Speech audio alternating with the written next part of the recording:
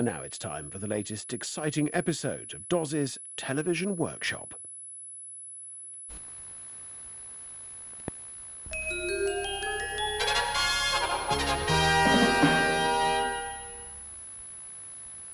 Hello and welcome back to Doz's Television Workshop, where today it's time to fit the rewound line-out transformer back in our vintage Pye TV set.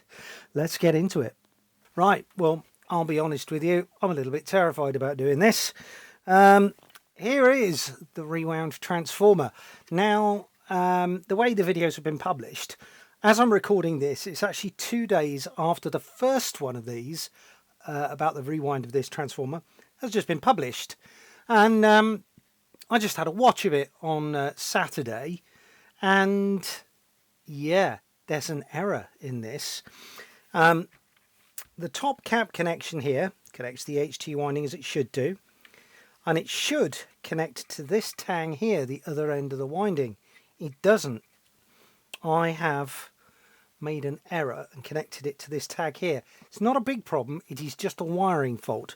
So when I go to put the transformer back in the set, I need to make sure that the wires that are normally here go here, and the wire that's fallen off this end goes back over to there. Not so much of a big deal, as long as that's the only error I've made. So yeah, let us get the thing and get it back together. So yeah. Right. Now I'm just looking for the grommets that originally hold the transformer back together and can't see them there. So they must be around here somewhere. Anyway, first things first, I'm going to reattach the top cap to the tag. So we'll need a bit of heat on.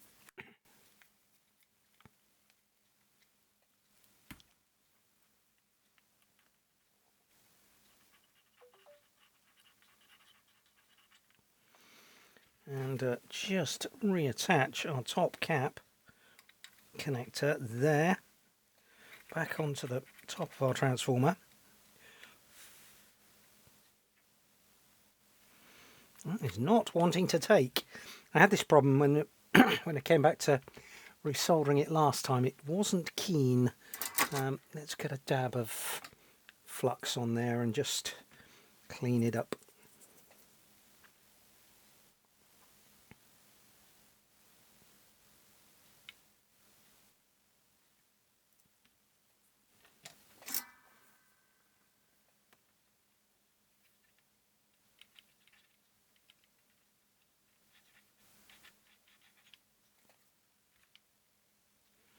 There we go, that should solder back on there nicely now.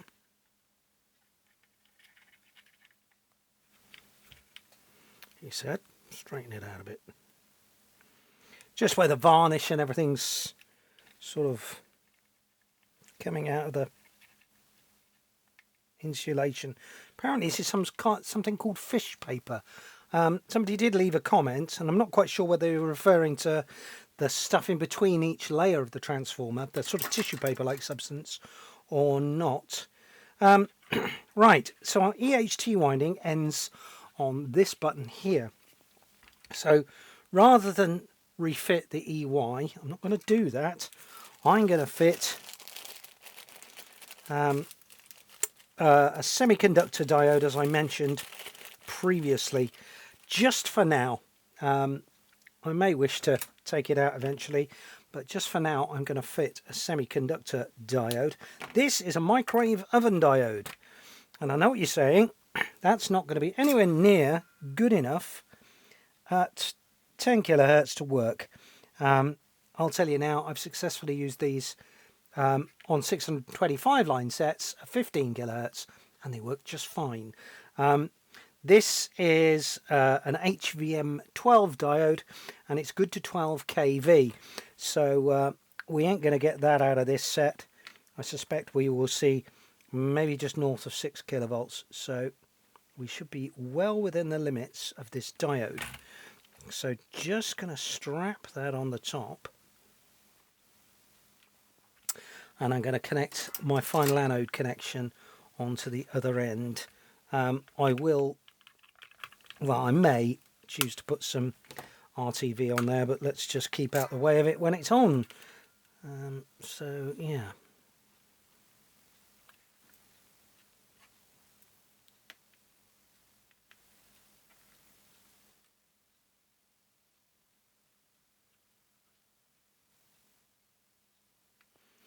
Okay, right, that is reassembled. Now I've got to go in from the bottom, which is all very fine and dandy, but it did originally have some rubber grommets in there, and I think they've gone. So I'm just going to find my box of rubber grommets, and we're going to make something up that'll replace the original ones that obviously perished. So I've got various boxes of rubber bits, so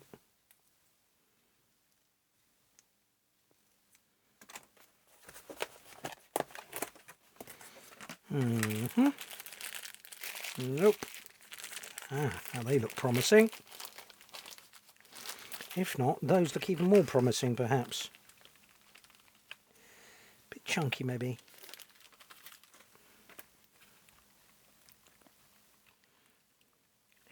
If they will squeeze in, they will do nicely.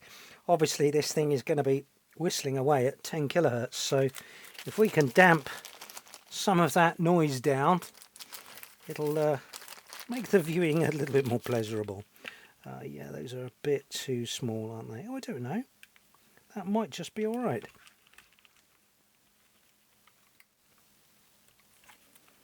I think that'll do.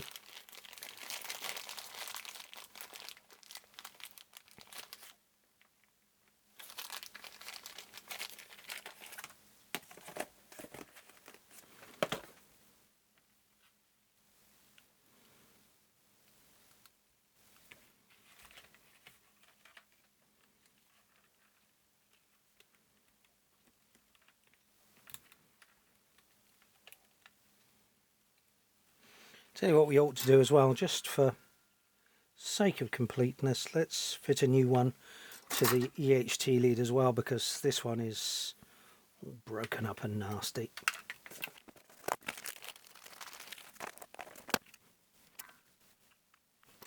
Okay, so I do need to squeeze it through the hill now. So leads going through. Let's move this stuff out of the way a bit.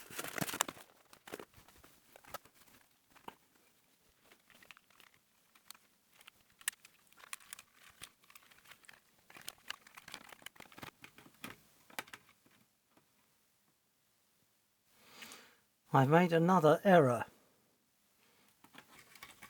and that is I've put the lamination, oh, that's come off, that's bad. I've put this lamination holding bracket assembly on upside down. That should be reversed that way. Yeah, that is going to be a problem. I'm going to need to correct that. Right, let's oh, this was a pain to fit as well. Never mind. If it's not right, it's wrong. Let's take that off and reverse it.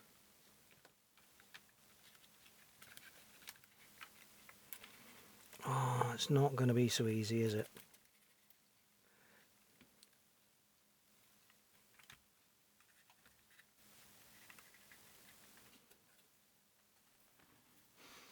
Needs to be that way up.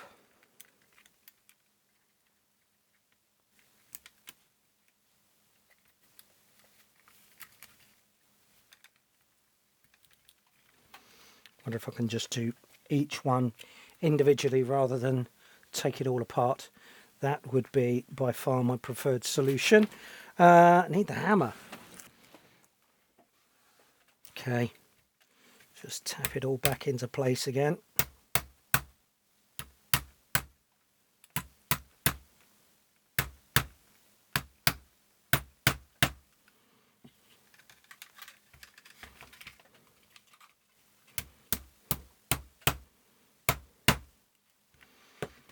To undo this end and reverse that one.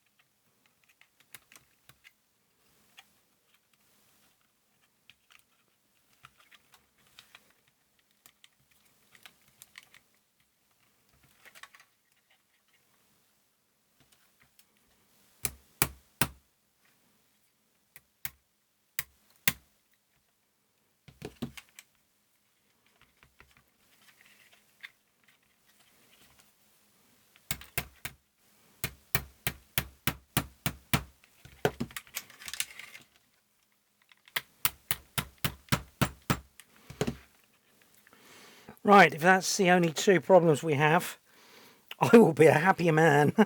I'm going to solder that on from the other side, I think. Right, let's thread things back through once again.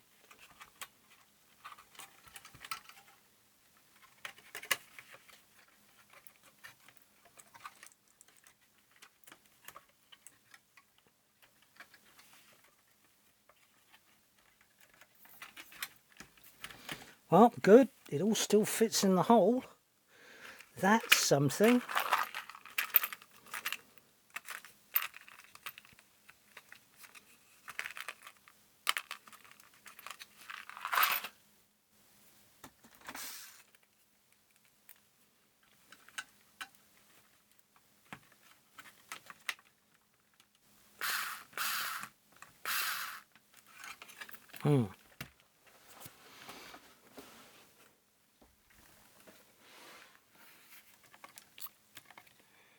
Holes aren't exactly lined up, but that's an easy fix. I've got the diode wire stuck, the EH2 rectifier wire stuck. Okay, not a problem. A minor inconvenience.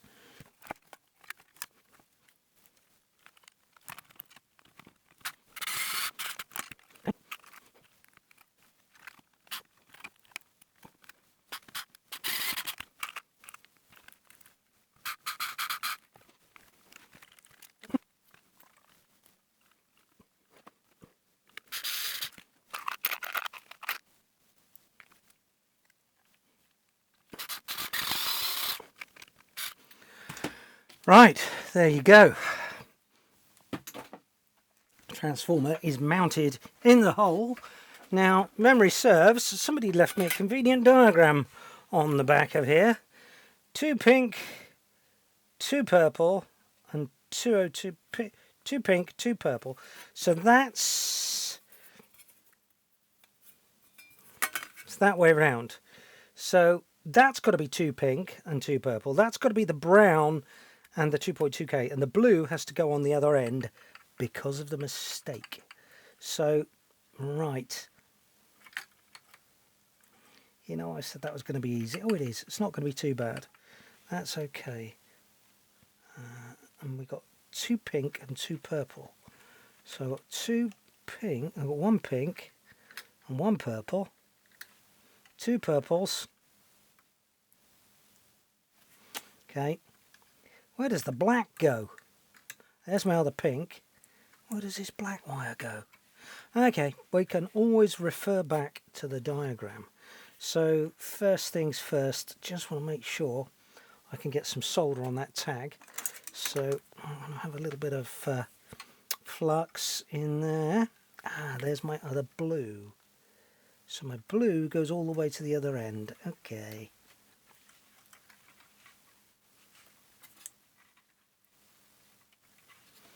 Right, let's get these tags fluxed up.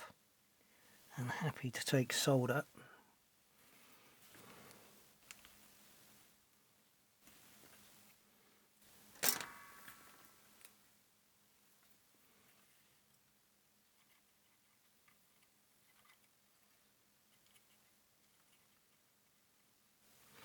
That's taking solder with ease.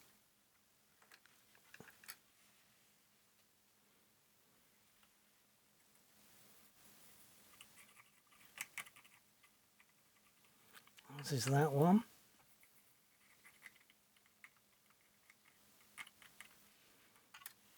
As is that one. Right, so my blue has got to go on the other end. So I'm going to make that connection first.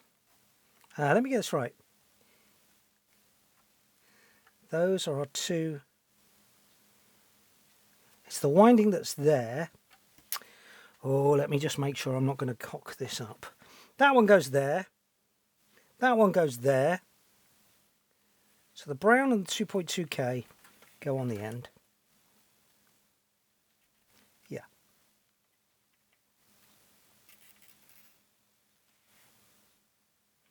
The 2 pinks and the 2 purples go in the middle. The blue goes on the other end. I need to look at this black wire. I don't remember where that goes.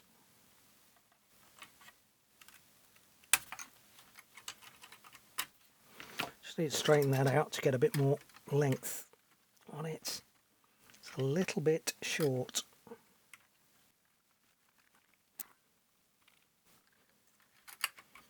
Two pinks and two purples.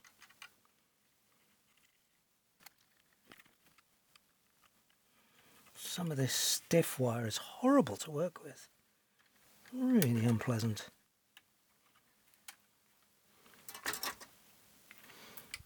Just try and hook it through.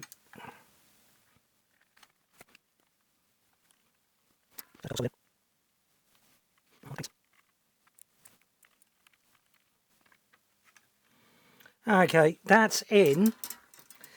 All I've got to do is work out what's that black one doing.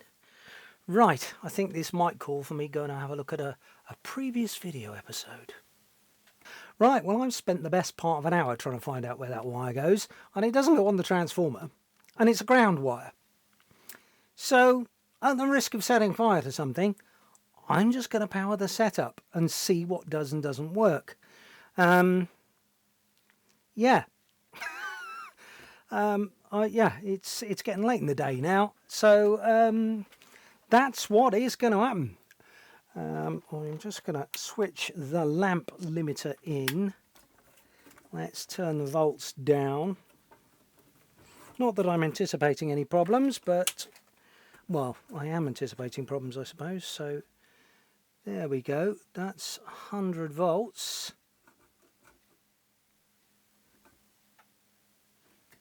100 volts on the output. Let's just keep an eye for anything glimmering or indeed catching fire.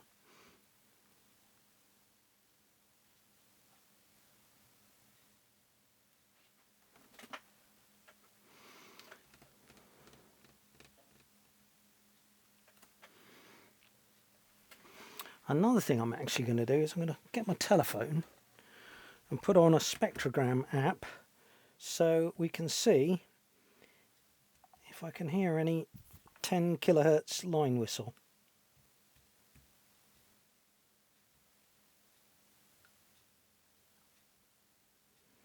I just heard something sort of crackle a bit. Can't see any heaters as yet. Yeah, this is an app called Spectroid, and as you can see, it's responding to my voice there, but we should be able to see a peak, sort of 10 kilohertz. So I'm going to try and leave that in shot down there. Let's give it a little bit more. Right, it's 140 volts on the mains now, and we are pulling a little current, so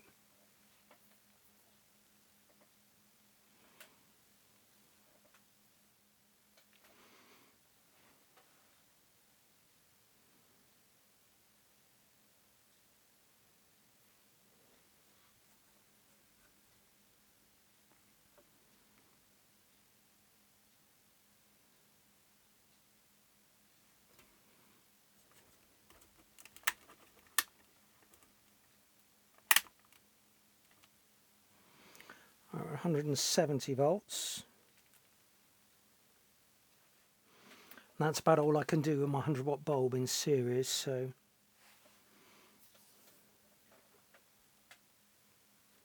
I'm just going to switch the workshop lights off for a split second so I can see if we've got any heaters glowing. We are just starting to get some heat in there now. So I'm just going to come out of there, switch my lamp out. That's 200 volts.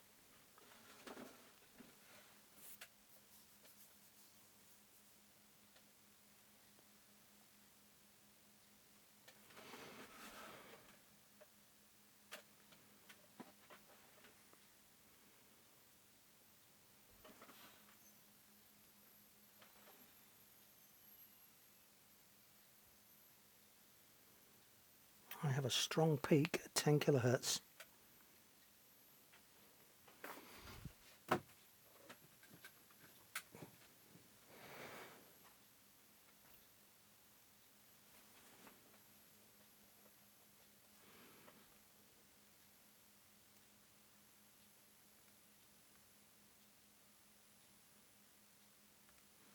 Yeah, it's about 11 kilohertz, which isn't far off the money, is it? Let's go a little more.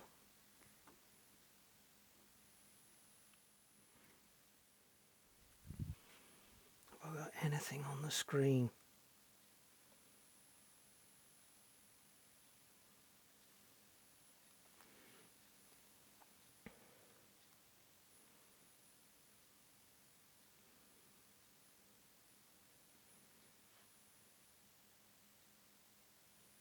I can smell something getting hot.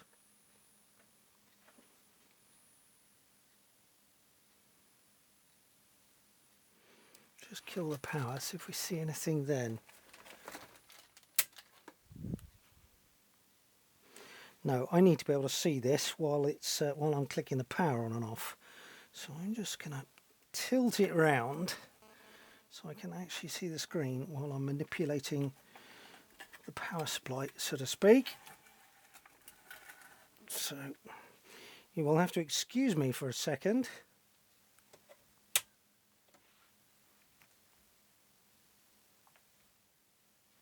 I'm going to dim the lights again.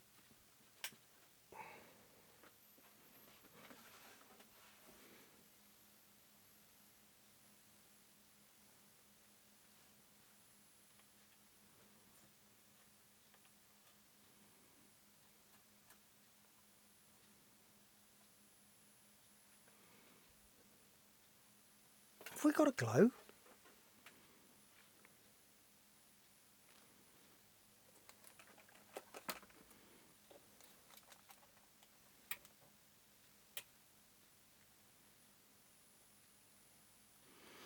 Not sure we have. Right, power off.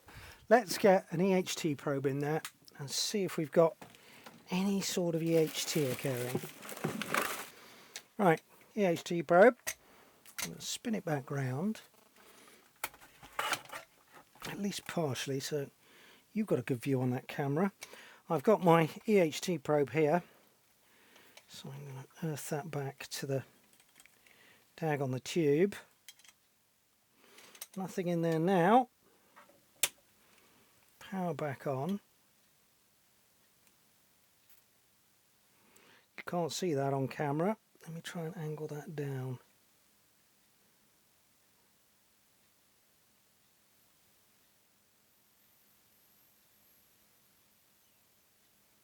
Okay.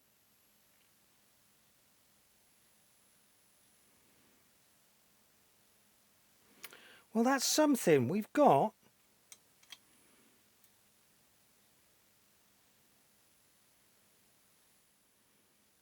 about 2.5 kilovolts of EHT. Now that isn't enough. We need to see about sort of 3 or 4 on there, really.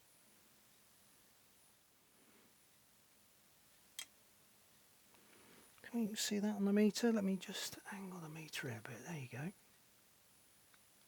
So you can see we are at a non-zero value. Okay. So something is working. Just check on top of my diode.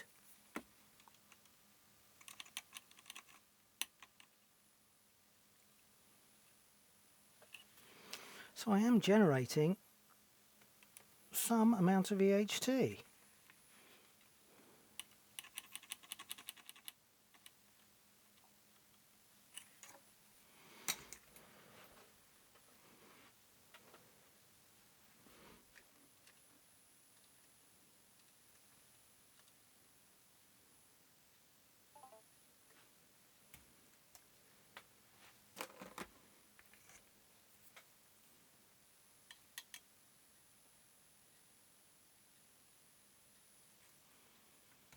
Not enough.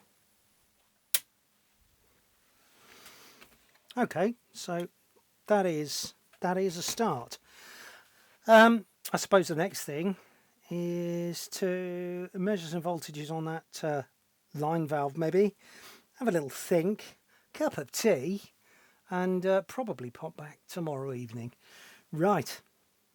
The next morning. Right, it's the following day. I've slept on things a bit, and I do need to just double check the boost HT voltage, which is on that boost capacitor I replaced many weeks ago. And need to measure that.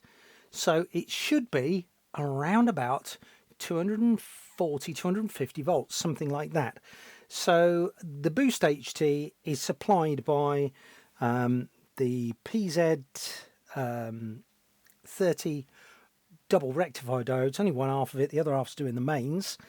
And yeah, if that's low, we'll have exactly these symptoms. Precious little EHT, and yeah, just poor performance. Last night I did ground this blue lead here, which is the grid to the tube. I grounded that, and you can see the slightest glow on the screen. So slight, it will not show up on a camera. So, yeah, it is working. Does that count as first light? Don't know. Anyway, let's click on the mains. We're away. We're pulling 300 milliamps. And obviously, all our valves have got to warm, and we should see this rise. So one side of the diode is line pulses. They go through the efficiency diode, the PZ 30, and then the other side. So any pulses that are above the HT rail, because it's also got HT on it because it's in the line circuit. I'll show you on the diagram in a second. Those are then, that voltage is then increased above the HT rail. And we're away. 90, 100, 160, 170, just 100, yeah, we're already starting to fall. I can hear, I think that's the frame stage. I think it starts out really quick and then slows down. I don't think it's the line stage. Yeah, you can sort of start to hear it purr at frame rate. So, yeah, that's purring away nicely now. Look at that, 146, 147 volts. That's 100 volts short. So, yeah, that is our problem. There's no boost HT. So, let's go and have a look at the diagram and look at possible causes. Right, here's the service sheet. This is our line output transformer here, and this is our boost rectifier. You can see it's one half of V9A, the other half should be down here somewhere. There it is, that's our mains rectifier. So, you can see here, this is our HT rail. This is about 200, 210 volts. So it's feeding through our line output transformer. Comes up here, and these two wires down here go via this DC blocking cap C35, which we've tested, through the line coils back out. So we're going to have pulses on here, and those pulses are rectified by V9A, and then they sit on top of the HT rail, get smoothed by C34, the boost capacitor, which is brand new. That's when we had our meter connected at this point, and then off into the top of the line transformer via the line LIN coil, to boost the HT there. R46 then into the top of the line oscillator transformer. So the line oscillator transformer, it's a self-oscillating item. So we've got an output, if you like, on our screen there, and that's feeding back into the transformer. And here is the grid drive to our line output valve, the Pye LV30. So this is a self-oscillating affair. So we've got not enough HT there. So either we've got a load in here somewhere, and oh dear, it points towards the line transformer, which worries me, or it also drives the second grid there on the tube, and also C59, but I don't know what value R73 is. Let's have a look. 2.7k. That's lower than I thought. So there is sort of a separate HT rail down here. It's driving the frame stage, We know the frame stage is sort of running, but that's from the raw HT rail. That could be a problem. So maybe we look at C59. In fact, let's check C59. Where is it? F8. Let's just go and have a look at that. F8 is over here. It's that one there. And just glancing over at the set, that's original. But there's 2.7K in the way. I don't know. Maybe that is short or failing and it's giving problems. I don't know. So could be I've ballsed up the line transformer somewhere. The other things that will cause it, R45 if that's gone high, R44 if that's gone high, R46 maybe not so much. R46 is what, 1.5K. Yeah, you see they're allowing quite a bit of current to flow down there, but until this all starts up, this boost rail is just going to be lowered by V9. Now the other thing is V9A itself could be just worn out and not able to rectify enough current to boost these volts up. So that's sort of what we need to be checking. Not sure if I've got another rectifier in stock. If I have, maybe we can do something like that. If not, I can probably crop clip from there to there, a semiconductor diode, something, you know, and a fast recovery diode in there, and see if we can give it a little kick. Just to try things, we'd have to change that valve because the semiconductor diode will have a lot less drop in it. We need to check R45, and the volts on this grid are held sort of negative with respect to chassis by current flowing down this leg. So this should be a minus voltage, probably in the region of minus 20 to minus 50 volts, something like that.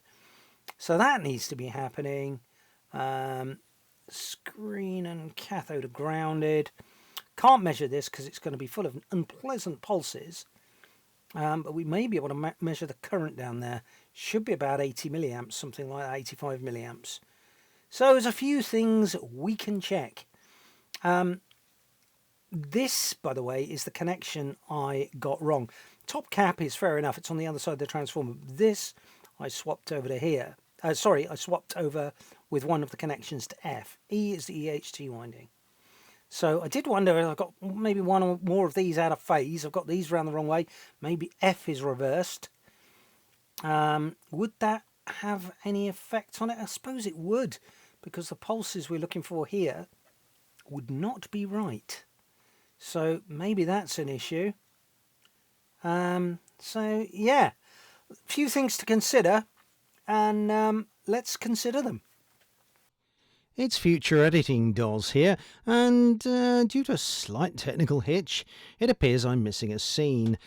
In that scene I had checked C59 down here, and it had become apparent that that was extremely innocent, and so that was good. And I'd measured the voltage on the grid here, a V7, which is the Pye LV30 line output valve, and seen about minus 13 volts.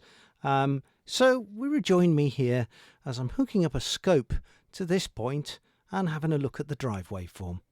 Right, I'm still on the grid of our PL, so I'm going to power on and have a look at the grid drive waveform, because when I said, what was it, minus 13 volts or whatever, I didn't think that was enough. I was looking for sort of minus 30. I think what we're seeing is just the average voltage there. So the scope is set to 20 volts per division. I've got a divide by 10 probe on here, so I've powered on. Let's just wait for some voltage to arrive.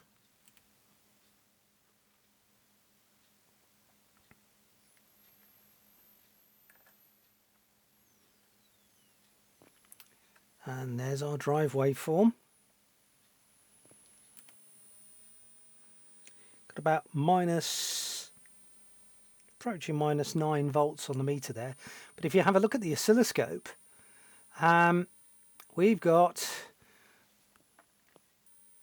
oh my goodness, look at that. Just the loading of the meter is making a difference there. That's me putting the meter probe on. Wow. Okay, it's a pretty lax drive, isn't it? But we've got minus, so that's minus 20, 40, 60, minus 80 volts. I'm minded that might be a little bit much, actually, but yeah, having not got another set to measure against, I'm sort of stuck. But that would sort of be encouraging. We'll just check the boost HT again. Woeful, 137 volts. I am minded to try and throw a diode in there and just see if our boost rectifier is just tired out. So let's axe that. Wait till our HT disappears. There it goes. Okay. So yeah, I want a fast recovery, high voltage kind of diode. So like an RU2 would do us. What's that beefcake? It's a great big UF something or other. That'll be absolutely fine. So I need to strap that between the boost rectifier and the anode of part 2 of the diode on. Yes, right. So that's going to snick on there. No.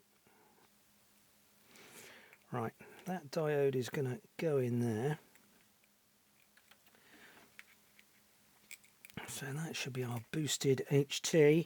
And this is going to somehow work its way down onto there. I think I need to look at the pin out on the diagram.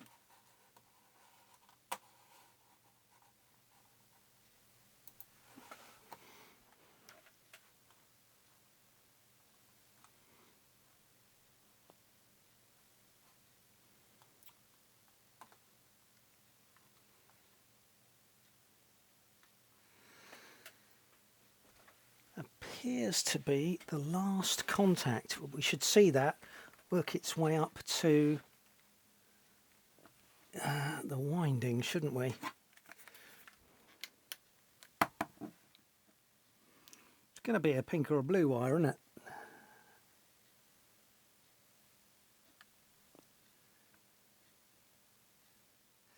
Because it's got to be on the isolated section.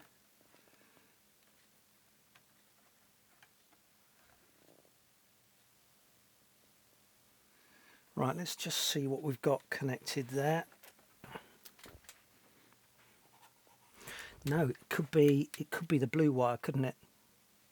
In fact, that's the easiest way to tell. Back up to the diagram.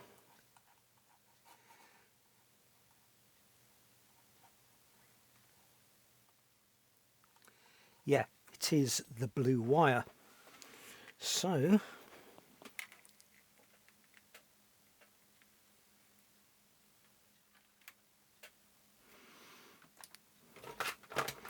let's just snick that in circuit and see what becomes of our boost voltage. Right, going on. Starting to rise. I got my hand over the switch just in case it does go mad. Right, that's just the HT coming up now. It's a little higher than before. Here comes our line stage. Line stage is up and running. 140 something volts. Really any better, is it?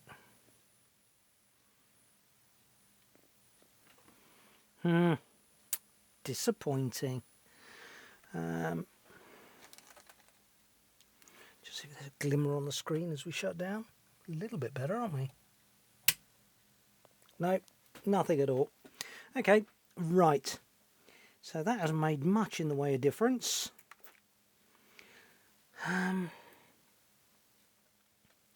Yeah.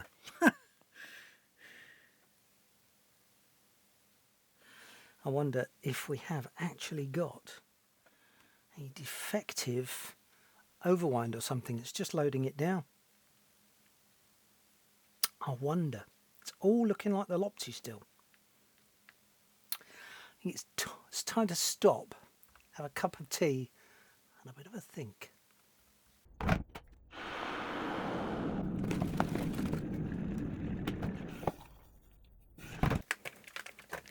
Right, I just tried a little bit of an experiment and reversed the output from the line output transformer to the coils, and I got nothing.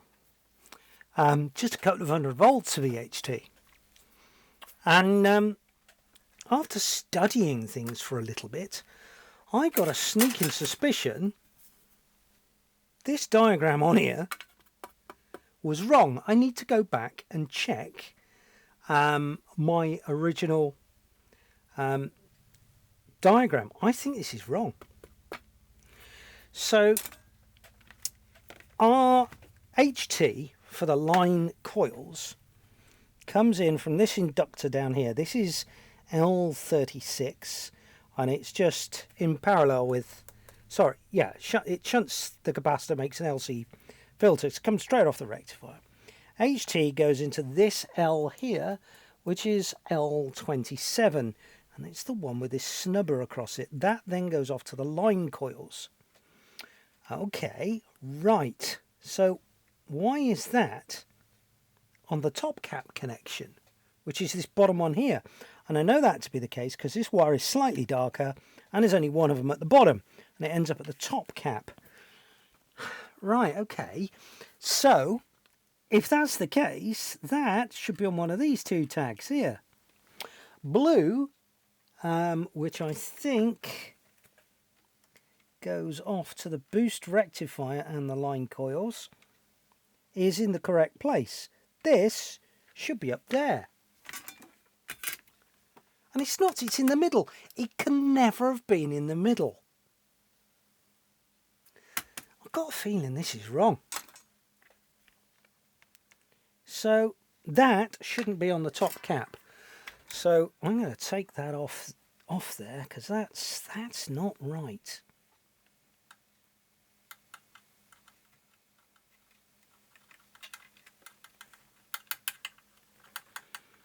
Okay, just going to tack those back together temporarily till I'm sure of my madness here. So blue is the other side of the line coils, I'm fairly sure. If that goes down to the anode of the boost rectifier, that's that. I can't find my torch. Where's my torch gone? There it is. Yeah, that goes down to the boost rectifier. So that is just the end of the line coils there.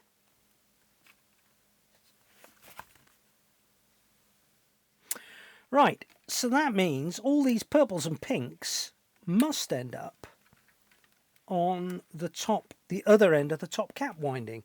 Let's just make sure that's the case. So that should end up at L26, which is right down in there.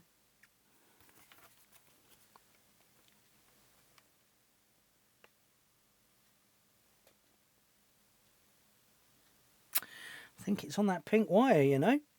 So the pinks and purples got to go there. Wow, okay. I need to go review the old footage to know what's at fault here. It may be that this transformer was that was the wiring for an original transformer and the replacement was different. I don't know. But I've blindly followed something that might be a little bit silly. Now, I might still have these two out of phase, which is an entirely possible scenario. And I'm not quite sure what the practical upshot of that will be. But let's take all these errant pinks and purples down to this end connector on here, which is definitely correct, and see what happens.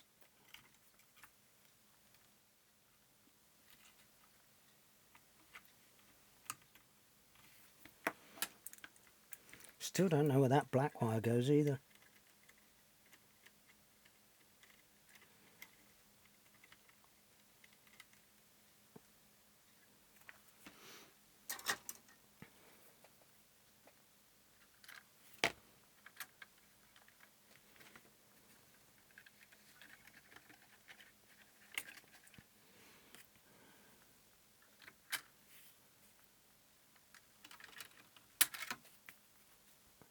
These wires are getting very shabby.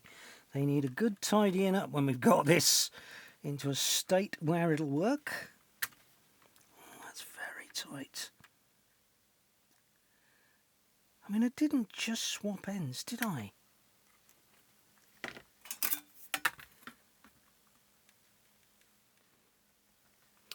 Oh, you see, that could be the case where the blue is supposed to be at the other end. Alright. Because I think now, well, if that's the case, which is the most sort of logical thing, then this needs to be up there.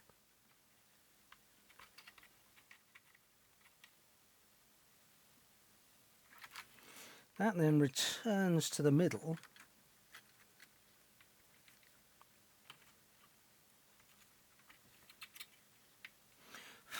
Oh, this is all getting very horrible, isn't it? And that purple and that pink need to get down there. That's going to be difficult to achieve. I think let's just put a crop clip on that for now. And we'll have one on the boost rail.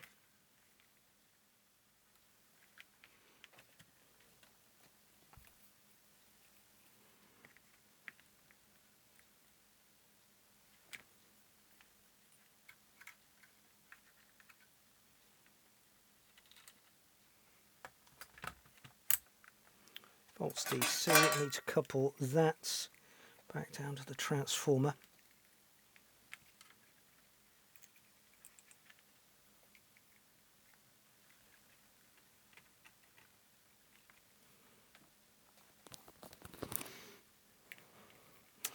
Remove the mains around here somehow. No, I'm not. I suppose it makes sense to have it in front of me just in case something does get unpleasant. Right, I'm going to put a ground on my meter.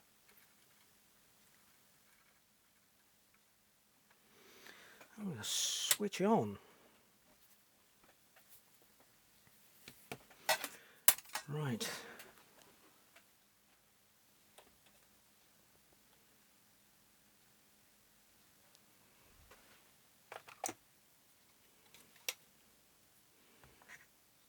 Boost isn't coming up at all this time.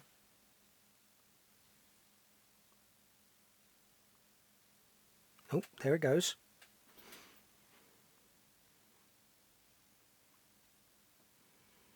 $35, $39, $52, $80, $90, $100. Oh wow, we're doing a lot better than before. There we go. 232. Strong line whistle.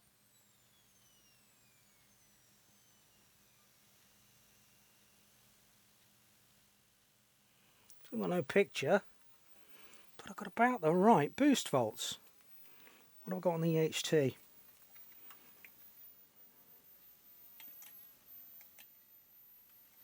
About 6 kV. That's the fault. Oh wow.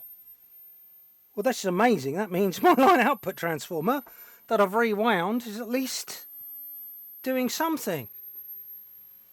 I still have nothing on the screen. I think one of these is brightness, isn't it? Oh, unbelievable. I have a picture. I gotta show you. I've got to show you. Right. Excitement, excitement. So, it was miswired. And I still can't get my head around that. I'm sure I wasn't that far out. Well, this is amazing news. Amazing news. Amazing news. Right. I'm going to flip this round so you can see it on a camera. And we've got very, very low frame problem. But that's easily solved, I'd imagine. As long as the blocking transformer's all right, which it seems to be. I'm going to take the EHT probe off. Bearing in mind the screen is sideways, I'm not even going to dim the workshop lights. Things were that bright. Right, power's on. Consuming about 300 milliamps.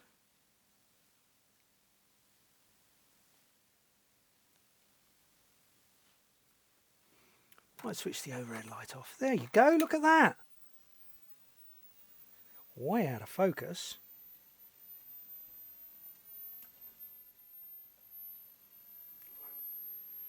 That'll focus up fine, I reckon.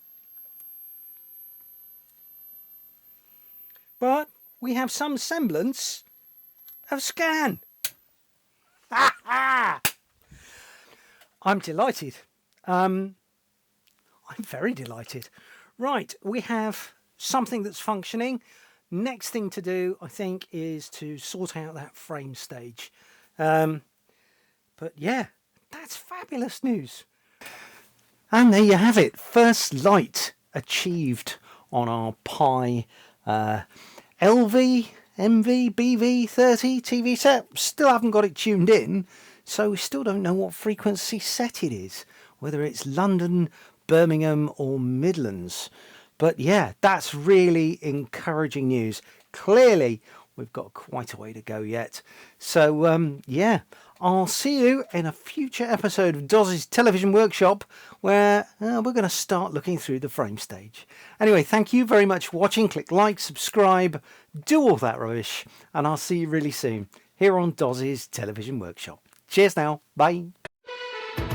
With a gentle hand, he brings them back in line. Every twist and turn makes the magic shine. Cathodes and the crackle of the tubes amidst the dust. They play nostalgic tunes, solder smoke, and the faint aroma of time in each repair. An art that's so prime.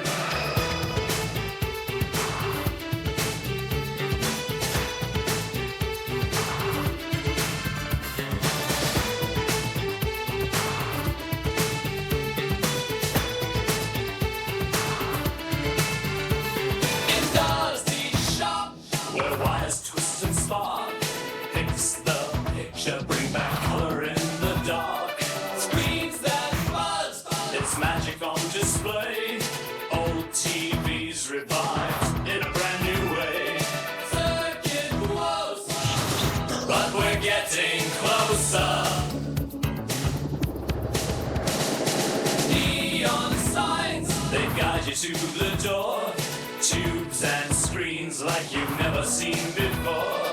Pulses hum as sparks begin to fly. In this tiny shop, dreams are set too high.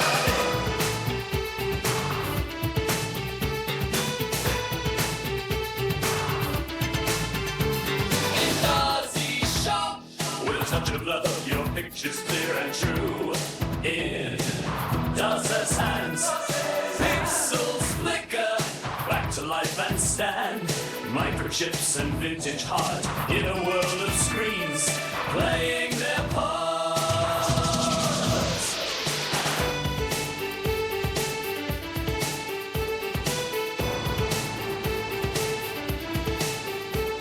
Circuit boards with stories to untangle. Every wire a promise as an angle.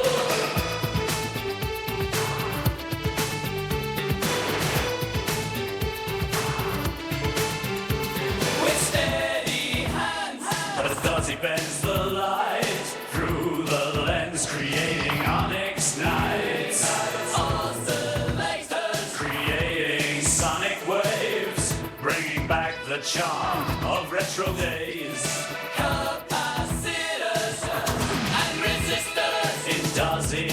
Touch, there's no misfire. Transistors dance to the rhythm of repair. Through the glow, feels like magic fills the air. Voltage pulses, the tune's melodic run. A symphony of sparks where the work is never done. In